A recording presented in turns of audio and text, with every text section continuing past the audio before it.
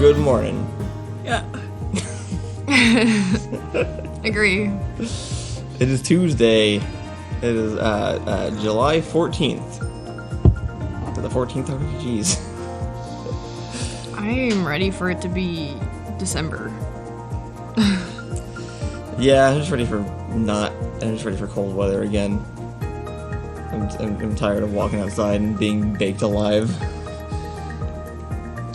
I'm ready for cold weather because it's easier to exercise in, but we've had excessive heat warnings for like 3 or 4 days in a row. It just makes everything easier. Like, I just feel better when it doesn't feel this hot. That's been mine and my parents' singular original motivation to move out of Texas since I was a kid, and just none of us have ever done it still.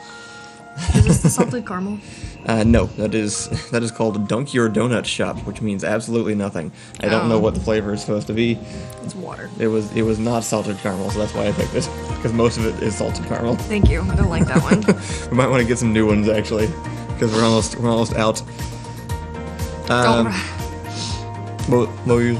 No, it's just Phoenix Writing says don't rush to 2021. It could be worse, but Also I mentally can't believe that. Like, I don't, like, despite how depressing I can be, I literally cannot believe that 2021 will be worse than 2020 because I don't think I would continue to live in a impactful way. Not that I currently live in a very impactful way, but Orbital Odin says we sound quiet. Our level's okay. Might just be him, but I just wanted to check. Over there, it's set to 7 on both of those. Oh. Do you want to steal a shirt from us? Which shirt? Whose shirt? Not my shirt. So your shirt? Oh, yeah.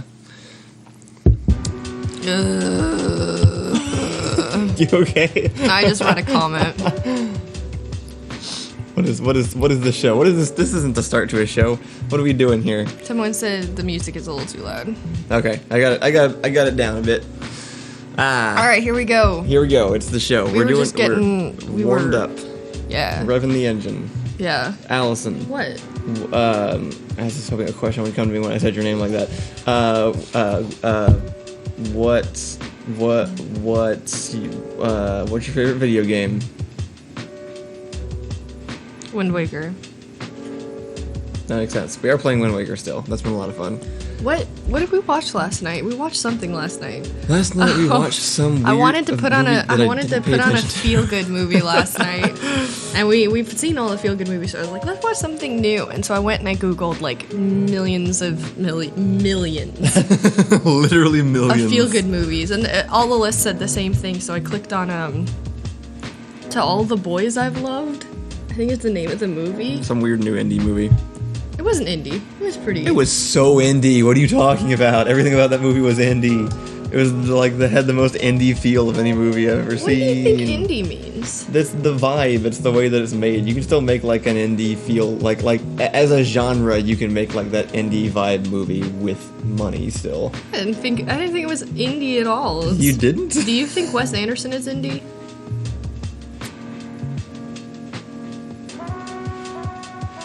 No, I don't think so, but I don't know what the separation is exactly. This movie didn't feel super expensive either, though. Like, I wasn't getting, like, Hollywood production vibes from it. I think it's a Netflix movie. I didn't recognize anybody in it. That was a big thing. Like, there weren't I think like, that was on purpose. It was names. Well, okay, we don't know any actors set under the pieces. age of 20 anymore. Yeah, I mean, nobody knows them until they've been in things. That's not true. When we were 15, we knew who those people are, but we're old now. We're almost 30, so when actors... Do you think those were people? Like they were, like, I think known probably. people? I think they're probably like I think the 12-year-olds know who they are. Yeah, that's possible. Yeah. There's like 15 popular singers now, and I have no idea who they are because I'm not a 12-year-old girl anymore.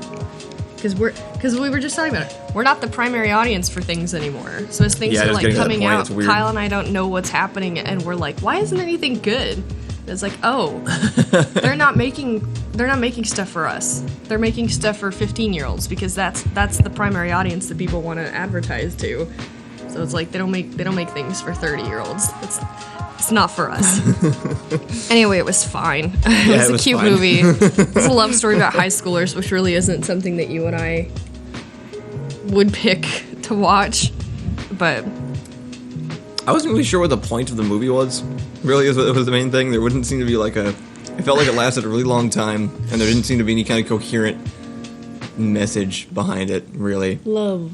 No, that wasn't even it.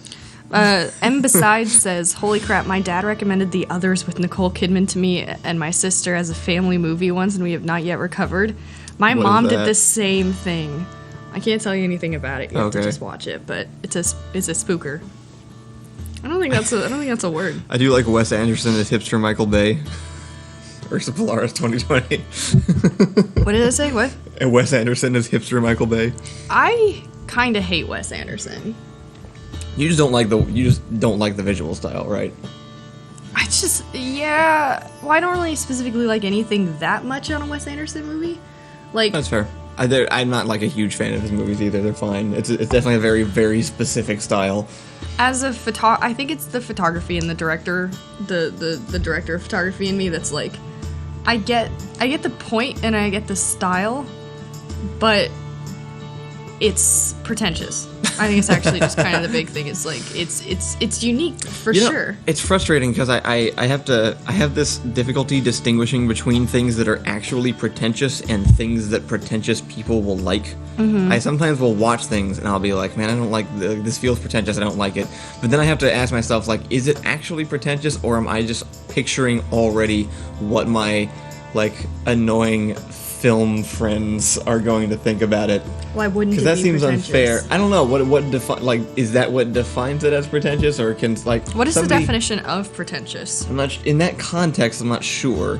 Being pretentious about something is definitely like, you know, being like elitist about it, like treating it like it's way better than anything else. Attempting to impress by affecting greater importance, talent, culture, etc. than is actually possessed. But like, is a Wes Anderson movie doing that, or is it just being a movie in a different style, and then other people are pretentious about the movie? I think because I watch it and I'm like, this feels like a film school movie, but that's only because I don't like the people who were in film school. I'm not sure if I'm unfairly applying that feeling to somebody's work of art that doesn't have anything to actually do with it.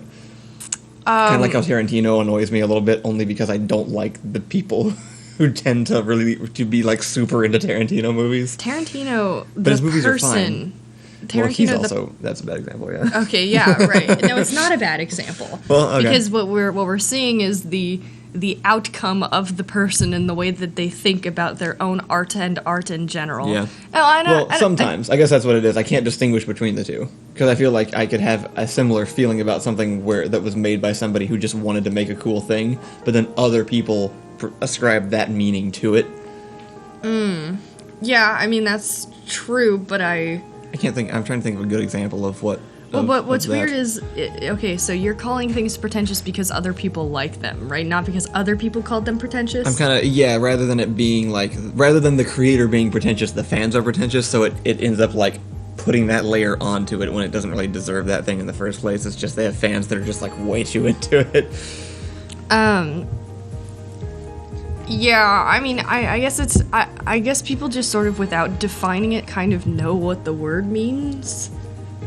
Like, because it's not like a hard definition word. It's just like you watch something and you're like, Well, I guess wrapping back around to it, I don't feel like Wes Anderson movies are necessarily pretentious. I think people who are super into it in film school are, and so I have that feeling associated with it. But I try to watch it without thinking about that to the best of my ability. I disagree it's cool. because I've never heard anyone talk badly about Wes Anderson, and so when I watch a Wes Anderson movie, I like roll my eyes at the out of the way design that they decided to put into it.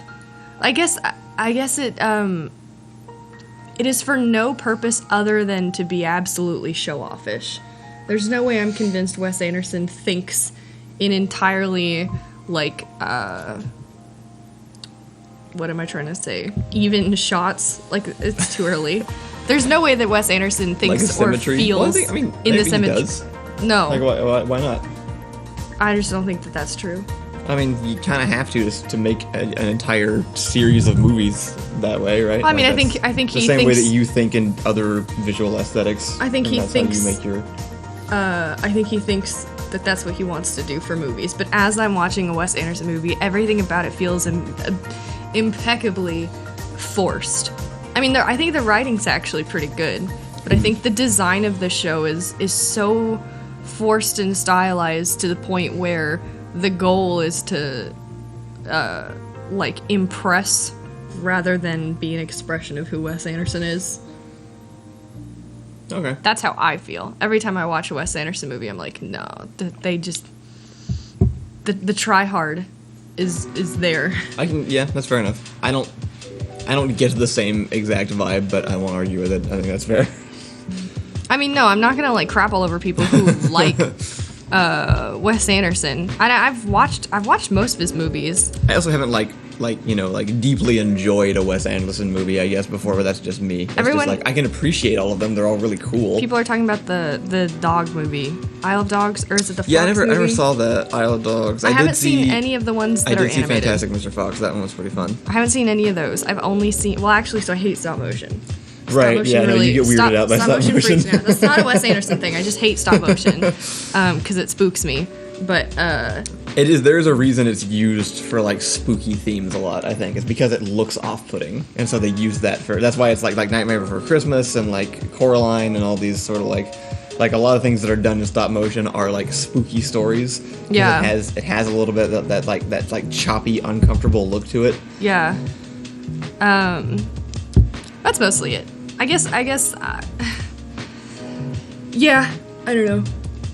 I feel like Wes Anderson. So you have to pre-design every single set, also. Yeah, I mean you gotta at least shots. appreciate like how much work and effort goes into making it look like that, because it's like whether you like it or not, it's they put so much work into set design and setting the camera up exactly right and like doing all this stuff to make it look exactly like that. So even if it's a weird decision, at least it's super intentional. I actually just I think you just hit the nail on the head. Oh, that's why it's pretentious. Nothing about Wes Anderson is unique or weird. It's just he did it, and no one else has been able to do it to the skill level that he does it. Why does that bother you? It doesn't bother me. I think that's the pretentious element of it is probably the impact that people have, but also you can see it through Wes Anderson that he thinks he's discovered something so uniquely him that it's now capitalized as his own style. It's not that early. Let's still drink. Anyway, that's how I feel. But I've watched Moonrise Kingdom, which is actually just super boring, except for when it's not. There's like 3 or 4 parts that aren't boring. It was okay. It was the Grand Budapest Hotel is cute. We did watch that one recently. That one was really fun. That one, I felt like that one fit the style really, really well. Like the story they were trying to tell fit the visuals incredibly well in that movie. The Grand Budapest Hotel. Yeah. That one was a lot more fun. What's another Wes Anderson movie?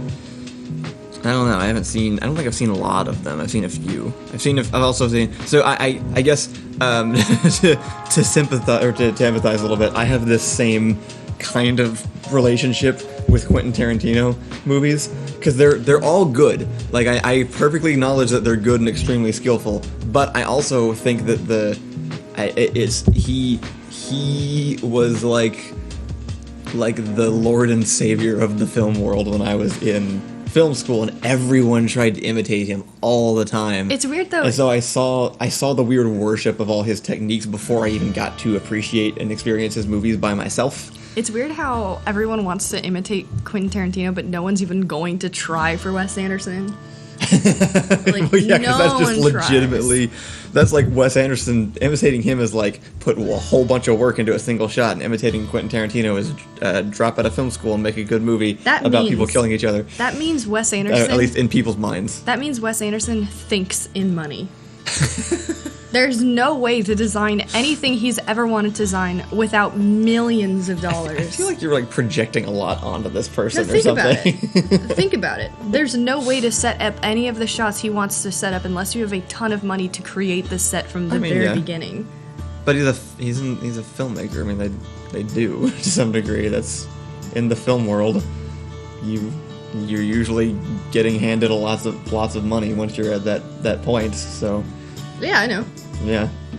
That doesn't take away the fact that he has to think. Like, the only way he thinks and writes is with the understanding that millions of dollars will have to create it, because otherwise it's not doable. But that's which is kind you of could its say own the same thing. thing about making Marvel movies. They're also doing that. No. I don't think you can say the same thing about making Marvel movies. I mean, But they because the thoughts.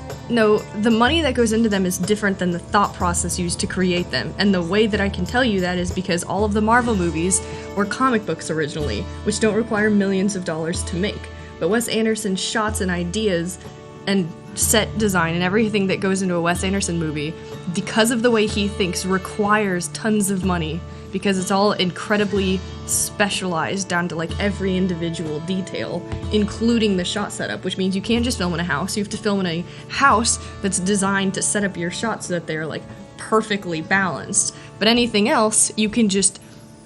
Ideas are not expensive, but Wes Anderson's ideas are expensive because the only way to make them is to put in a ton of money. I agree with all of that, but do you not think that when the production designers and stuff were prevising the Thanos fight, in which they had to have 40 high-name actors and build an entire green screen set to house them and all their costumes and stuff, that they weren't thinking about the money of the situation? I mean, I think we're just talking about a different thing, because... Yes, I'm not necessarily talking about the excessive money that's required to make things into a movie, but the fact that so Marvel movies have already been done on a platform before movies, which is comic books, which means their existence... You're talking about the original base concept of it, right?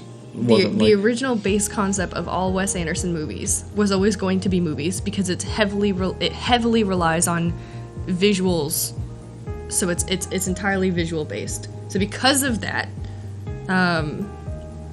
every movie idea conception was only conceived with the idea of billions of dollars, because there was never going to be a way to produce anything without it, because they needed specialized, designed everything from the very beginning.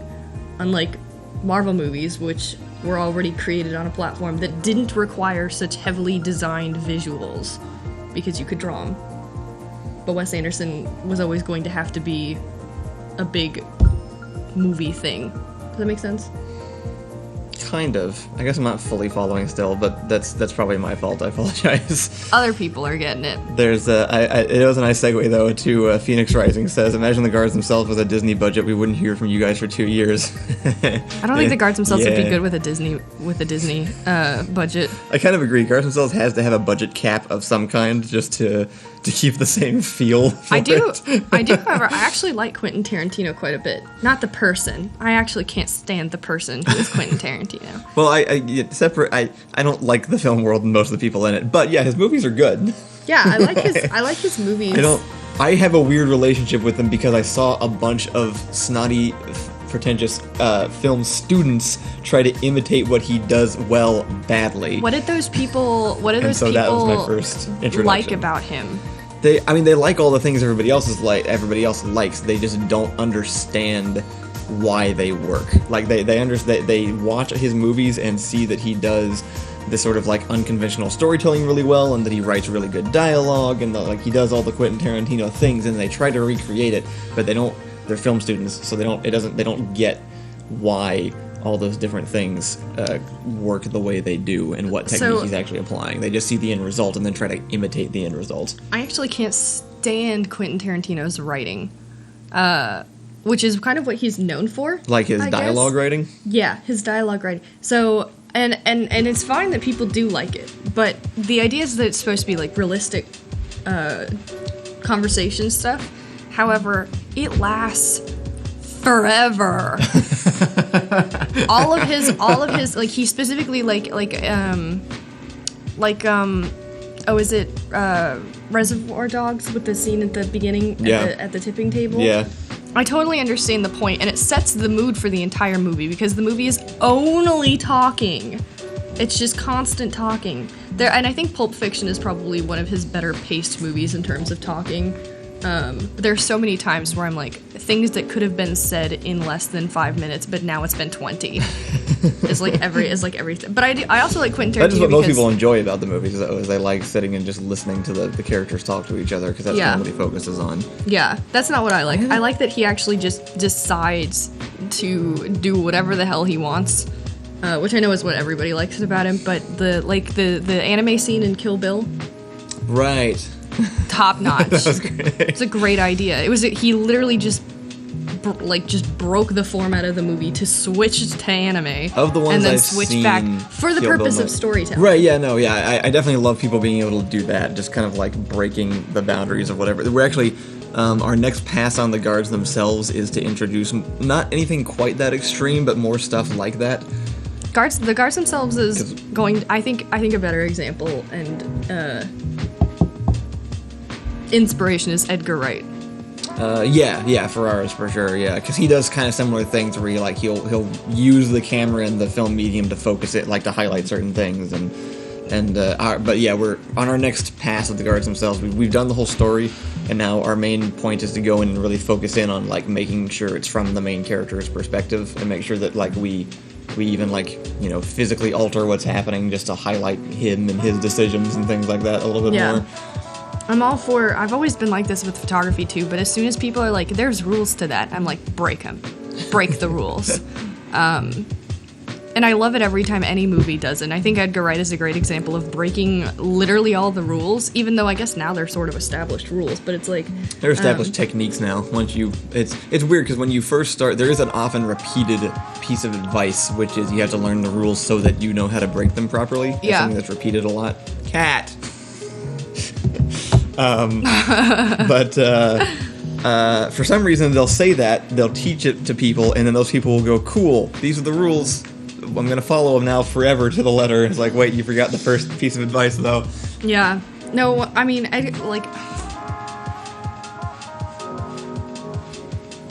they're both trying to get my overalls down because of the straps.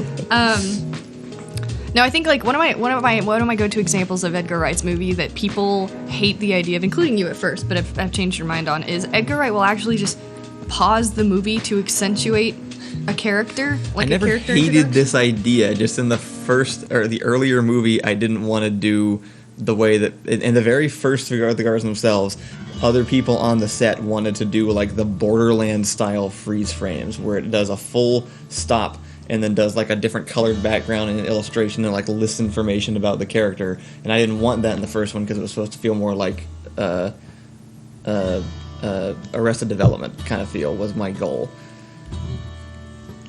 And when you first suggested it for the second one, I thought you were talking about the same kind of thing.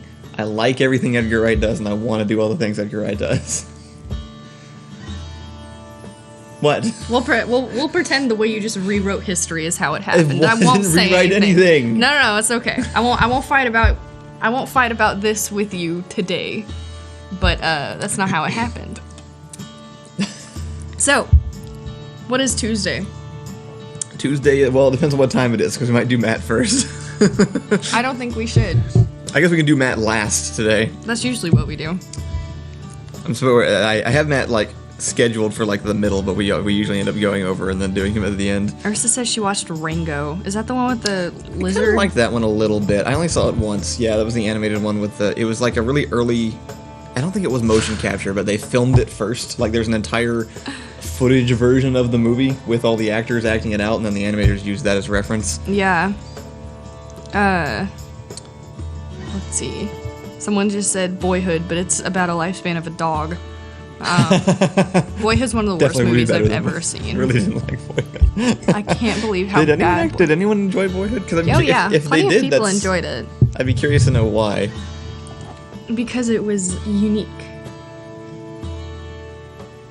Why does she act like she's starving? I don't know. We feed her so much. She's licking up the water droplets from my cup. We have like 4 or 5 water bowls throughout the entire house, and we constantly feed this cat. And she will fight you to eat food off your plate and water out of your glass. Like those first 2 months That's coffee! Those first 2 months on animals are pretty impactful. So if she didn't have food or water for a while, then that gets baked in really early. Speaking of, we have fun animal facts. Yeah. Do we? Is it animal? I prepared animal trivia today for Trivia Tuesday. Let's go. It was late, and I was trying to think of what topic, and when I can't think of a topic, I default back to animals, because there's lots of animals, and there's lots of facts about them. Okay. They're talking about Taika Waititi movies now. Oh, yeah. I've only seen Thor, and I just started watching What We Do in the Shadows, and it's great. Yeah. I haven't seen other ones because I don't think I'll like them. I have no idea what else he does. The Hitler movie. Oh, right. Yeah, I keep forgetting about that one. What is that called again? I'm blanking. Something anyway, rabbit. it looks pretty good. Jojo Rabbit, yeah. Yeah. Are you ready for some animal trivia? Mm-hmm. True or false, a tarantula spider can survive for more than 2 months without food. A tarantula spider? A tarantula, yeah. Oh, okay. 2 months without food. This is the way the fact was phrased, I don't know. No, I don't think that's true at all. Tarantulas are basically just like bunnies. Please elaborate on this sentence. Tarantulas are sweet pets. They're like cuddly and nice and bond with their owners and stuff. And that means they can't survive for 2 months without food? Yeah, that's what I'm thinking, yeah. I think they probably have evolved more into animals than spiders. Okay. This is my thought process for why that's true. It is in fact false, but only because the time is actually 2 years. Oh. They can survive without food for 2 years? Yeah. Well, that's spooky. Yep. Why? What do they do? I don't know. I guess they just tarantula food? I actually don't know what a tarantula food is. What do you feed? I never. Did you have the tarantula friend?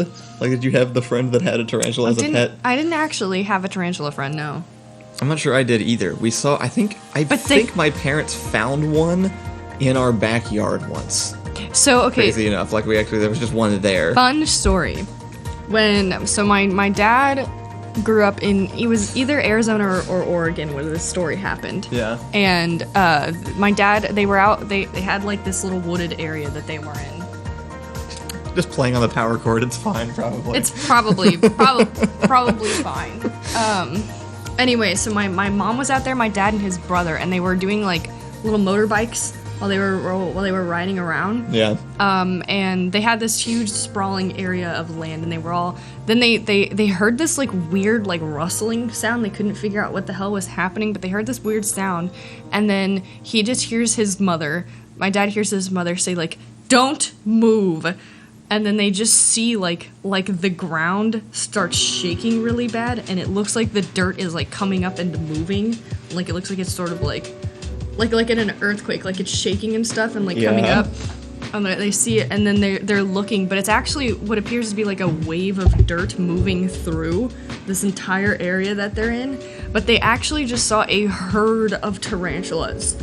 Like a massive group of tarantulas that they could just like not see the end of, that just like swept through the entire area that they were in. And it looked like, because they were all so close together, it looked like the ground was moving because they were all like tight knit, and it was just these giant tarantulas. My grandmother said they were like at her feet, just like running past her.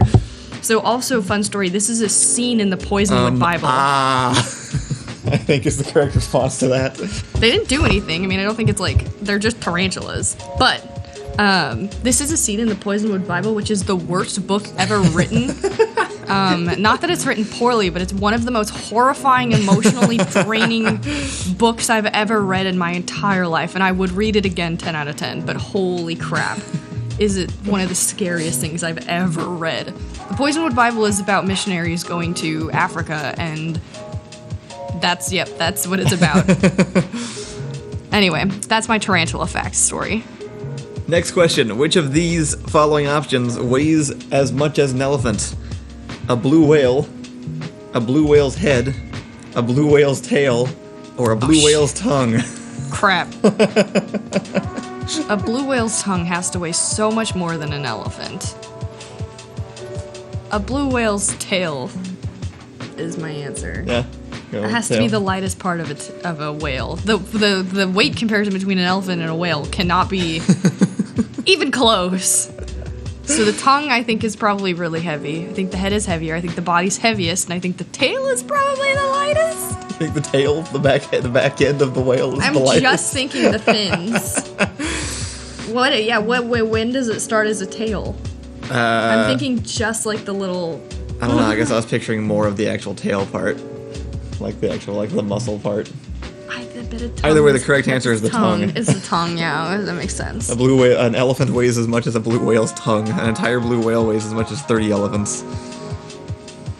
That's disgusting. Probably does depend on the kind of elephant. I'm not sure. It did not specify which specific. Probably doesn't species depend of on the kind of But elephant. Not All the heavily. elephants are the same. Roughly size. 30 elephants. There's African elephants and then there's the Asian elephants. And Asian elephants are like slightly smaller, but they're all still heavy AF, right? Like They are all still big enough to be units in measuring blue whales. Everyone else said the tongue. They were right. That makes sense.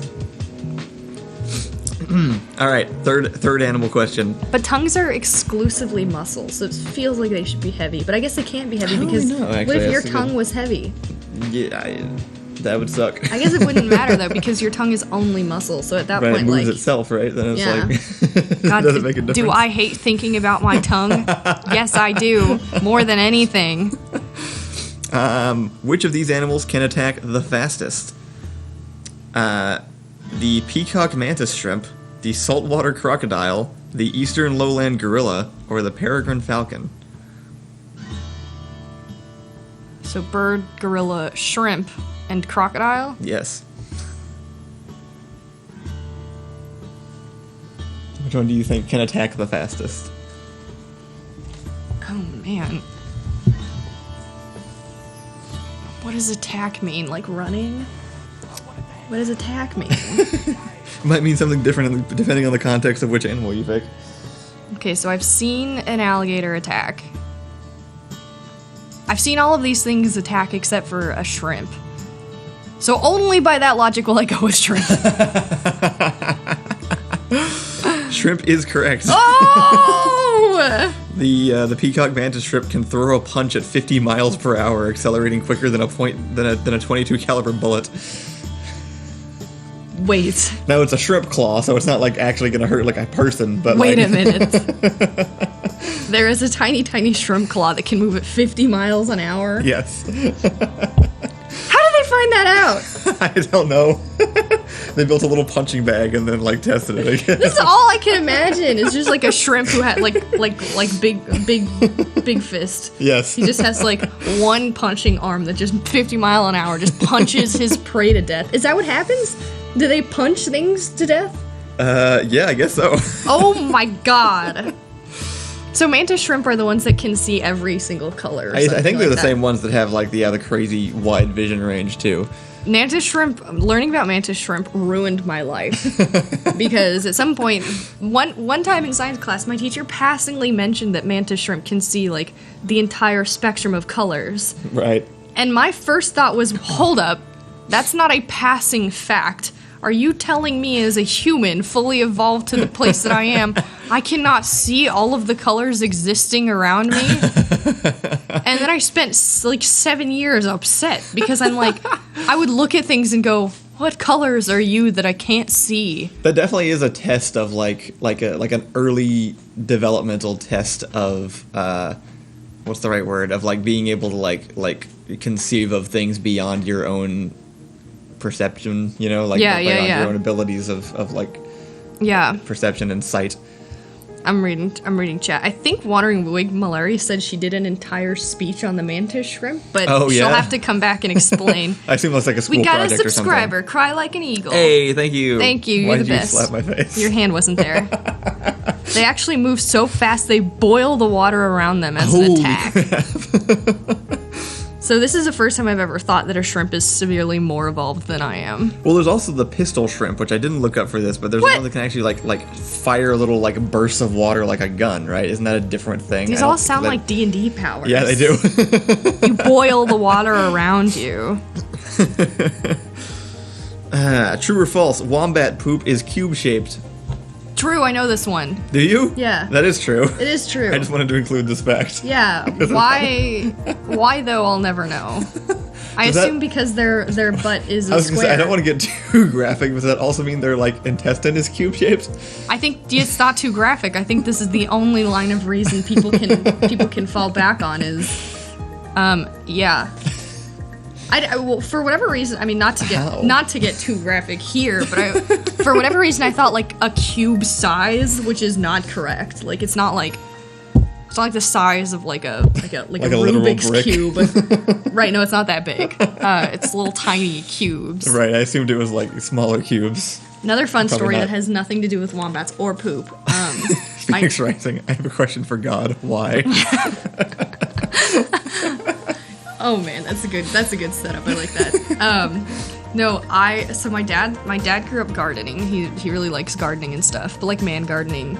You know, like with things that are too big, like and overgrown and stuff. That's what I call man gardening. Because every time I see a woman's garden, it's like, these are my tomatoes. And then I go to my dad's thing and he's like, I planted 20 bushes. But no, his favorite plant in the world is called primrose jasmine, which is really pretty, but he likes it because the stems grow in a cube. Like most stems are cylinder. They have like corners. They do. They have corners. Huh. All the way from the very beginning. That's weird. And then they're cubes all the way down. I wonder what makes things. Cubes doesn't sound right. It's cubular. Cubular. I like that. I like that. Yeah. It's a cube tube. It's a cube cubular. tube. Yeah, but it has edges, and it's fascinating. Anyway, that was his favorite thing in the world, and the days where he's like, will you come help me garden? And I'm like, yeah. And then we go outside and he goes, primrose jasmine has cube-shaped stems. And I'm like, yeah, Dad, you tell me this every time. And he's like, it's really fascinating. I've never found another plant that has such a thing. In the summertime, they grow little tiny white flowers. And I'm like, I know, Dad. Every time. Every single time. So I know everything about primrose jasmine. I know I've mentioned it several times, but I feel like if you ever did want something to, like, you wanted to, like, listen to, like, a D&D podcast or something, you might really enjoy Dungeons and Daddies. Just I think I will. It's just of how it just reminds me of like your dad was such a dad, but so was my dad, but in different ways. Like it's great. I like the whole dad motif. It's just fun. You can be completely different people, but you can have a whole group of people that are very different, but all just be such a dad. My dad was truly the most dad of dads. You had a very. I had an exceptionally dad. Yeah. Like forced my friends to eat food because he thought it was hilarious to watch them squirm, but also wanted to be kind to the point of pushy. What was his take on the thermostat? On just like a thermostat? Yeah, was he weird about the thermostat? Yeah, like, don't touch the thermostat. Okay, yeah. It's a very big deal. Wait, why? Is that a thing? That's a dad thing, yeah. Oh man, but his real thing was lights. Boy, were we not allowed to leave lights on. I saw I think it was a meme from Tiger King or something. It said something like when a dad walks in and sees the door open and 3 lights on, and it just says, I'm never going to financially recover from this at the bottom. That's so accurate. What the hell? I didn't know people had that. Yeah. I always thought my dad was weird about that. No, I think he was weird about it though. I honestly, the older I get, the more I become okay with just like being a dad archetype at some point. That's the truest, like. Look at her. I used to put her food in there, so she thinks it's in. Like I would pick up the whole bowl and put it in there by itself. We should probably discourage her, but probably it's fine. All right, they're still talking about the mantis shrimp. Shark bites occur less often per year than which of the following things? Almost everything. Lightning strikes. Yeah. Death by fireworks. New Yorker bites. Or volcano injuries. 100% less than New Yorker bites. Volcano injuries? Volcano injuries. It's gonna be less than that. I bet people fall into volcanoes on the regular. This is the way my brain works. People are falling into volcanoes, no problem all the time, because that's just a fall. Easy. New Yorkers are nuts. Lightning strikes, probably less than, because I think like shark bites happen literally never. And lightning strikes happen, I don't know, probably sometimes. What was the other one? Death by fireworks. That is the only one I'm not sure. Well, no, I take that back because fireworks aren't just 1 year thing. People use fireworks all the time and like blow them up in people's faces because fun. I'm gonna say it happens less than all of those things. You were right. This was a trick question. It is in fact all of them. Every one of these things is more common than shark bites. You wouldn't believe how many Shark Weeks I watched growing up. I love sharks. I love learning everything about sharks. Sharks are the best. But yeah, no, okay, that makes sense. Sharks don't bite people. And if they do, it's like never. There's something like 400 people die per year by volcano. Ooh, like related to volcano. I didn't see the specifics of exactly what they're doing. I don't know if it's because they fall in or because like it can't just be because they erupt because they don't happen that often. Yeah. But like a lot of people die from volcanoes per year. Just across the entire world. See. Phoenix Rising made a classic mistake, which is volcano injuries happen less than sharks because you're usually dead by lava. Volcanoes don't always have lava in them. Yeah, I guess you could just fall on one. It's just volcano-related injuries. I have a volcano story. It started with this fact. I modified this fact into a question, but it started as being bit by New Yorkers being bit by other New Yorkers is more common than anyone being bit by a shark. Autumn says 30% of those volcano deaths gotta appease the gods.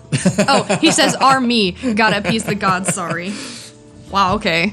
So Autumn is in favor of the gods. My favorite comment is Alderath, lava girl greater than shark boy confirmed. If you've ever seen the movie, we all know that's true. It was never up for debate. Have you seen that movie? Yeah, once a really long time ago. It's so good. I freaking love that movie. That is an absolute classic. It's probably one of the best things I've ever seen. What? Nothing.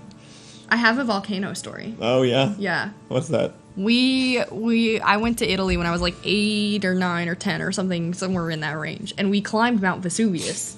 Okay. Which was an active volcano. Probably still is, I think. Probably.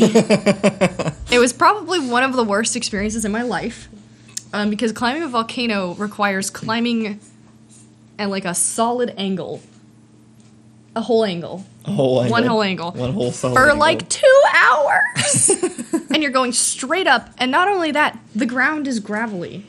So you're like going up and then you're sliding down a little and going up and then sliding down a little because the ground doesn't have any traction to it. Yeah. So you go all the way up there, and I kid you not, we were at the top of a volcano. We took 2 hours to get there. And you go up there to the edge, but you can't get that close to the edge. And you look down in the volcano, and there is one single yellow flower. And it's all covered in grass. Wow. No. Boo. I climbed an active volcano to see volcano stuff. Not a flower. Oh, you were wanting to see I can lava. see flowers anyway. I wanted to see something. But I climbed a hill for 2 hours. That just sort of was concave at the top of it. And then the worst part was climbing back down. Wait, really? Yes. People hurt themselves so bad because you can't walk down at the same angle on gravel. Most people were sliding on their butt. No, I'm not kidding. Older people literally sat down and like pushed each other because it was so impossible to walk or else you'd just fall. Brought like a boogie board up there or something. They make you, they have stops halfway up where they sell walking sticks. Oh, yeah. Which is such a freaking scam because they were like $100 each. Haha, you're trapped unless you buy this. We bought all of them. I had to go down this thing with like 2 walking sticks and then just like scoot and like 2 walking sticks and like scoot. Like, that's like some Sim City Sim theme park level crap right there. I think one person I was with like ruined their knee. Yeah. It was dangerous. I can see that. Walking up a volcano is more dangerous than getting to the top and falling in. Guaranteed. 100%. Maybe that's also part of the volcano-related injuries. I should have thought of that. That makes sense.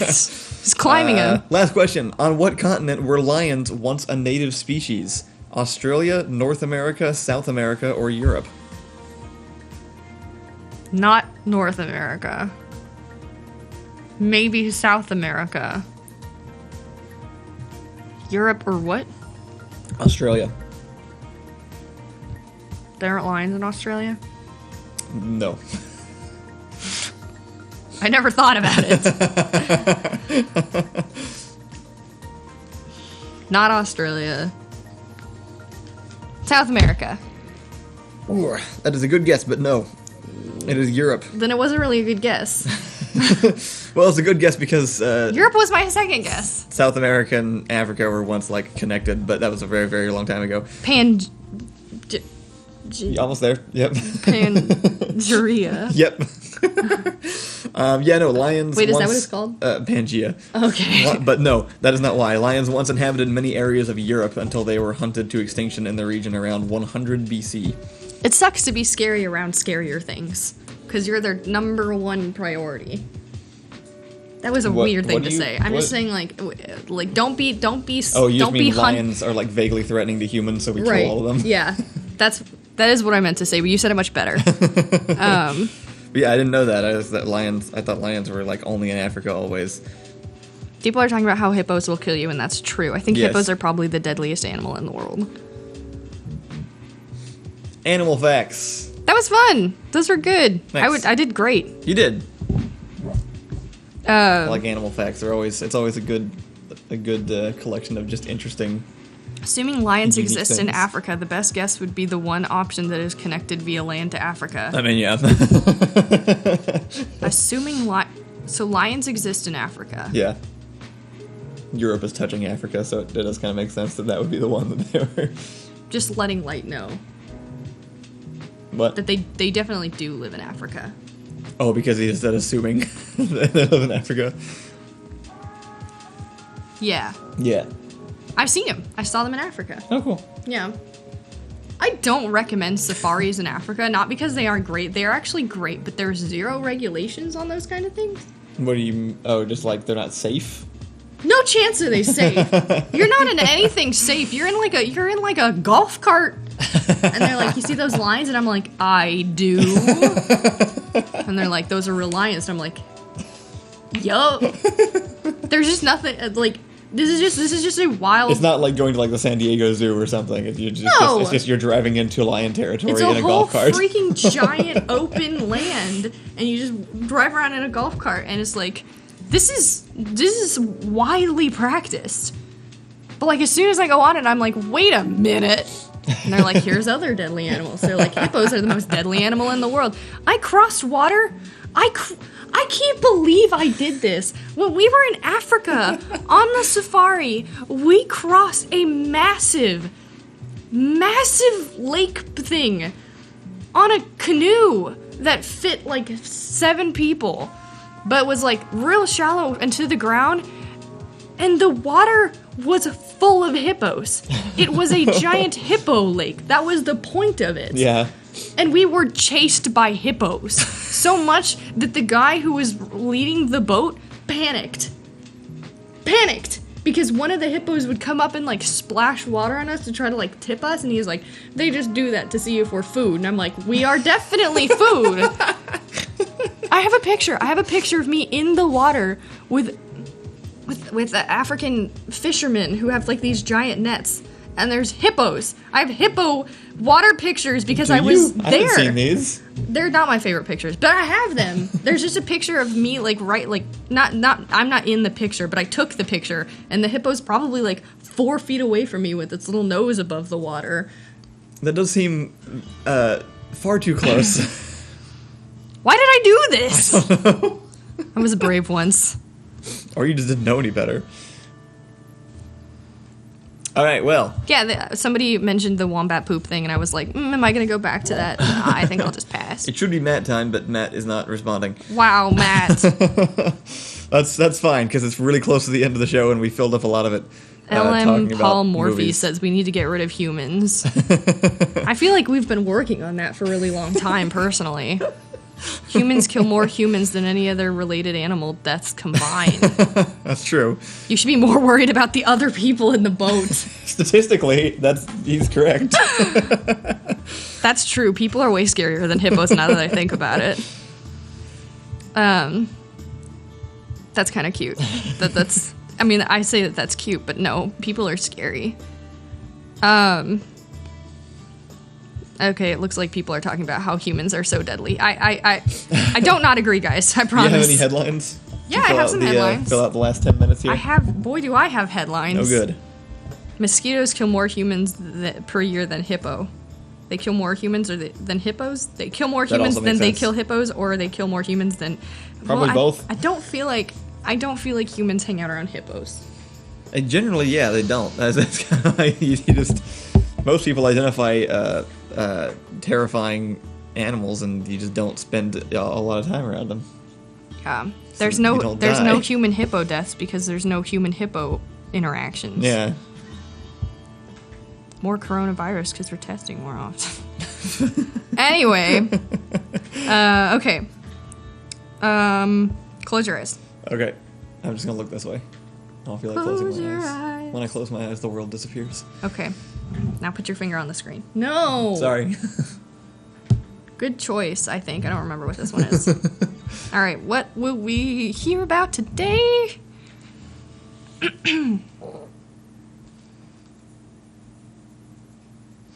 Today I learned in 1254, the year, Monkey Khan, grandson of Genghis, it just says Genghis, hosted a religious debate between Christian, Muslim, and Buddhist theologians. The You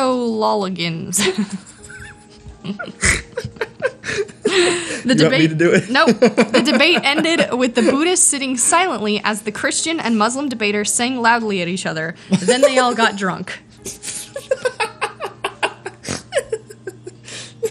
Yeah. A similar I have an added fun fact on this. It says it is said that a similar debate took place in the 10th century in the Khazar kingdom. Wanting to convert to a new faith, the Khazar ruler invited a Muslim, a Christian, and a Jew. They debated all week but couldn't persuade him. So in the end, he asked the Christian, if you had to choose between Judaism or Islam, what would it be? After some reflection, the Christian responded with Judaism. The king asked a similar question to the Muslim. Is it Imam? I-M-A-M? Probably. I've never actually heard that word said out loud, but I've seen it spelled a bunch. Who also chose Judaism. Convinced, the king decided that his people and himself would convert to Judaism.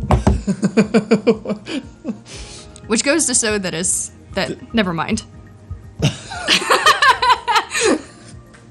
I was gonna make a joke about how it was all fun and games, except for the one where the Jewish guy shows up, and everyone's like, he's probably right. That guy. He's probably got it.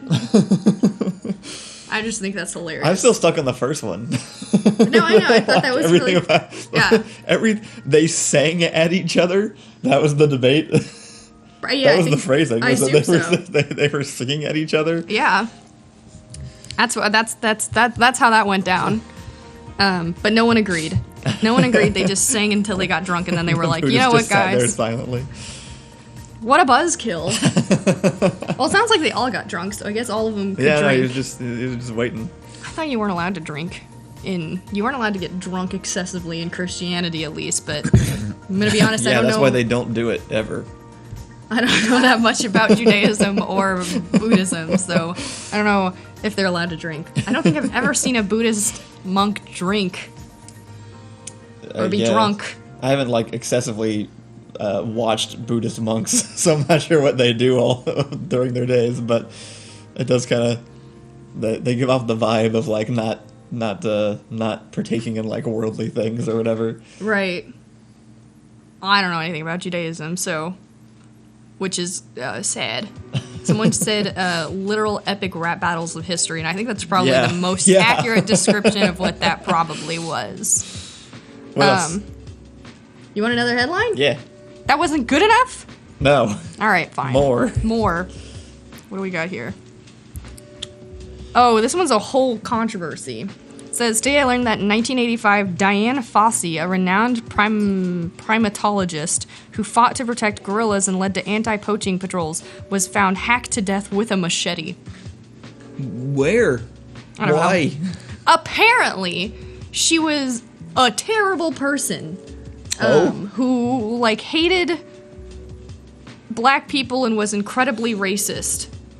I've never heard this person. She's one of those who's the lady that everyone knows that the gorilla lady? Yeah. Jane Goodall. Jane Goodall. She was in the same category as Jane Goodall, but apparently the other side of her life did not make it to history.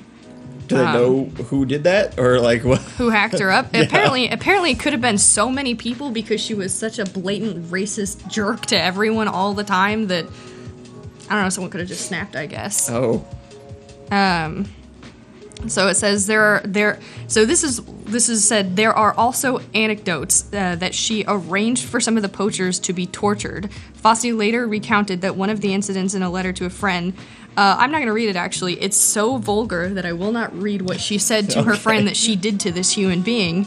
But she also kidnapped poachers' children and held them for ransom. This woman did that? Yep. But yeah. Yeah, she wasn't a very well-liked person, turned out. No, but she did really love gorillas. And did a lot of really, really good research into gorillas and their way of life. Okay. So, yeah. I'm not sure what to say about that. I was wondering if you had ever heard of her, because I hadn't heard of her, but it kind of sounds like maybe that was for a reason. Yeah, no, I have not. I'd never heard that name before. Right. I know nothing about this story. Yeah, so apparently, there was also no evidence that the people she found were actually poachers. She just kidnapped black people and tortured them, and then told people they were poachers.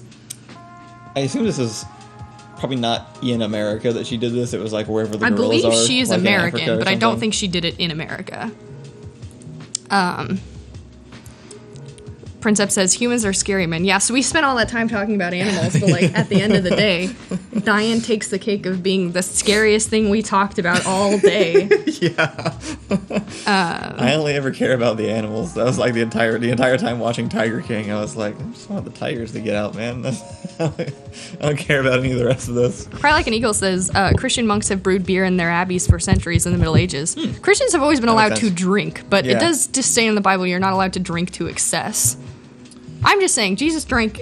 No, Jesus didn't drink. Yeah, and it doesn't specify. I don't know. I just remember. Does it say, like what? Where does it say that? Does it say that like one particular time? Or it says it. Yeah, it says it at one I don't point something remember how about drinking. Well, it's one of those verses that's sort of, you can kind of interpret it differently. Some people interpret it as don't drink ever, and some people interpret it as don't drink to the point of excess.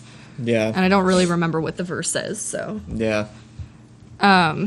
I mean, yeah, people drank alcohol at the time because that's what you did, right? Like it was technically more sterile than water. There was the whole thing about Jesus turning water into wine. Right. Jesus did drink. I forgot.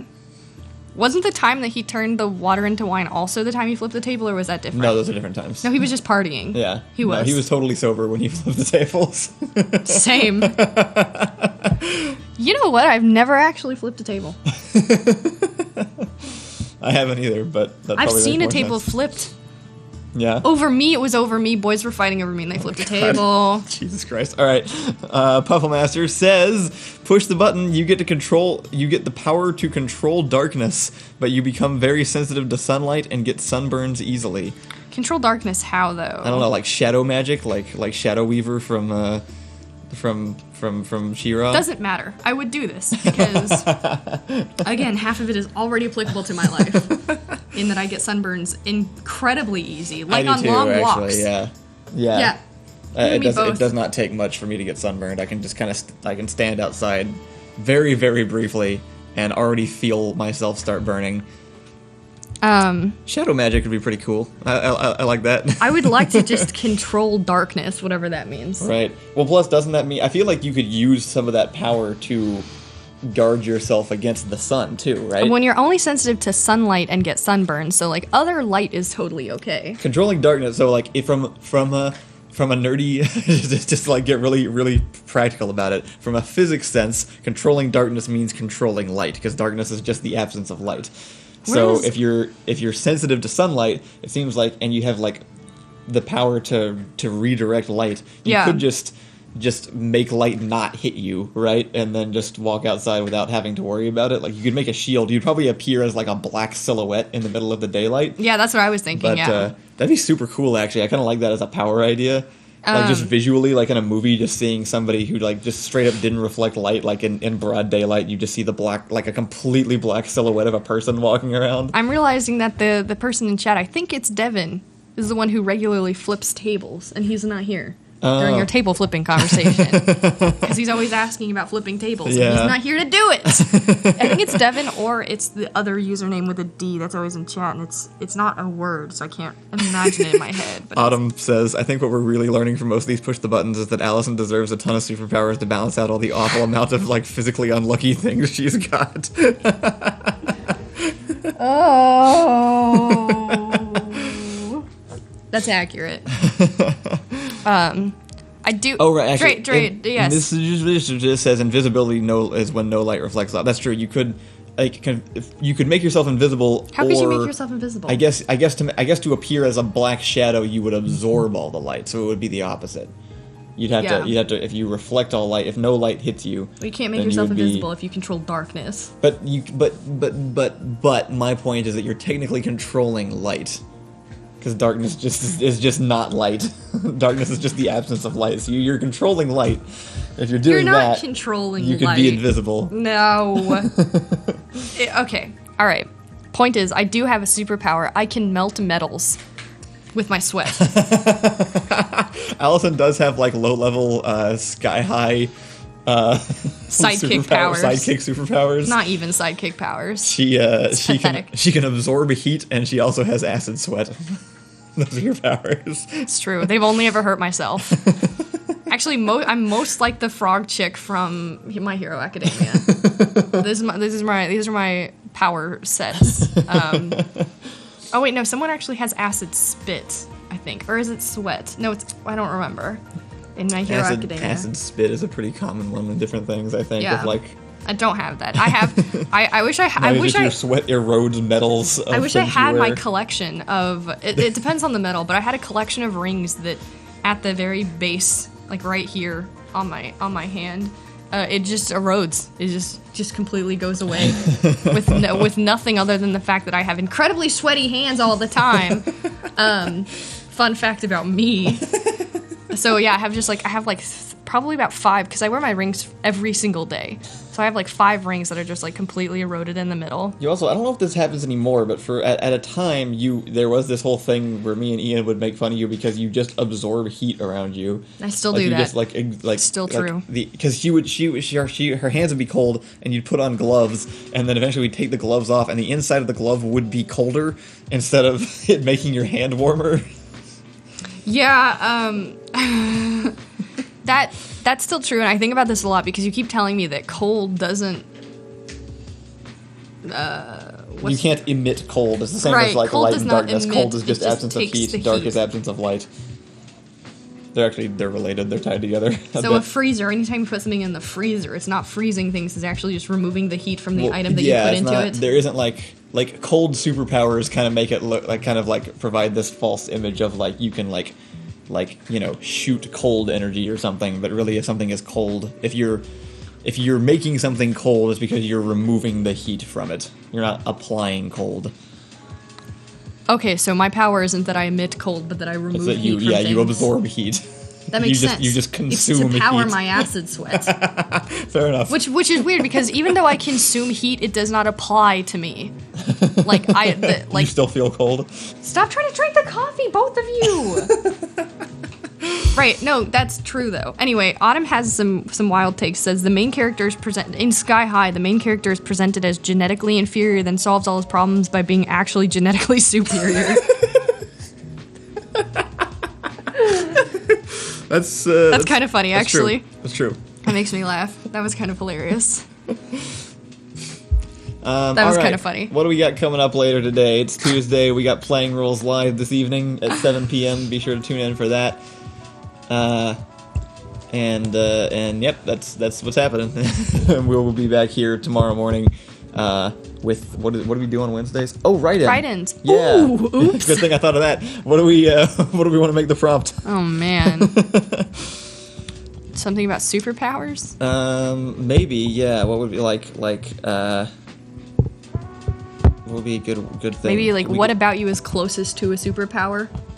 Maybe, yeah. Like, what is your real life superpower? What is the closest thing you have to a superpower in real life? I kind of like that. I feel like everybody's got something. Yeah. Yeah. I kind of like that. Let's do that. I like that. That seems optimistic. So our write-in Wednesday for tomorrow tweet at Doormonster with the hashtag OKWe'reUp.